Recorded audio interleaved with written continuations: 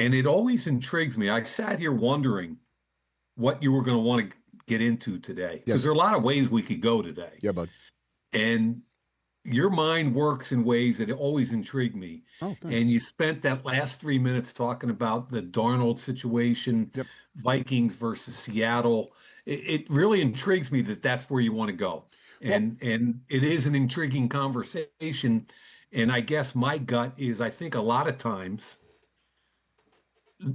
head coaches get a lot of credit.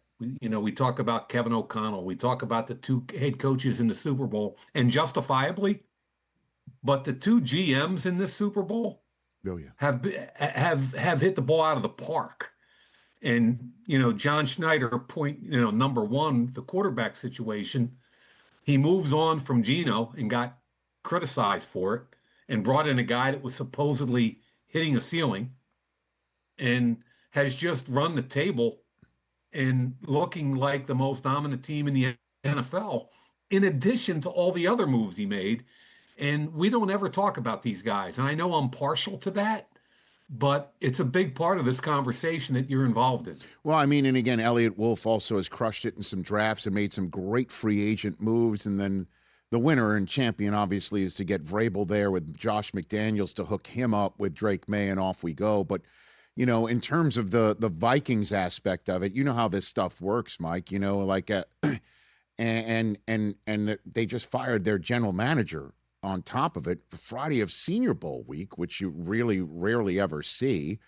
And I just wanted to basically point out, though, is that you have to make a move when you draft somebody, right? You have to eventually hand the reins over to that guy, and the question is when. And even that was a question for Gerard Mayo last year with Drake May. They eventually, that he's going to be the starter when somebody's drafted that high. And the same thing with J.J. McCarthy as well. I'm just wondering what you think the conversation was in Minnesota last spring when it came to Darnold, Mike. Yeah, I think I'd love to have been a fly on the wall. Yeah. What I think is intriguing to me is how much of a say did the head coach have in all that? Right. Because he is one of the major quarterback guys in our league. Because you would, as a general manager, want to pick his brain, obviously. You know what I mean? Like, you're not going to just make this move entirely on your own, right? I think I felt prior to the season that they weren't protected at the quarterback position. You've got a rookie a second-year player that was injured a year ago at quarterback, first-round pick. Yes, Mike Mayock. You don't know what you're going to get out of him, and you haven't protected yourself.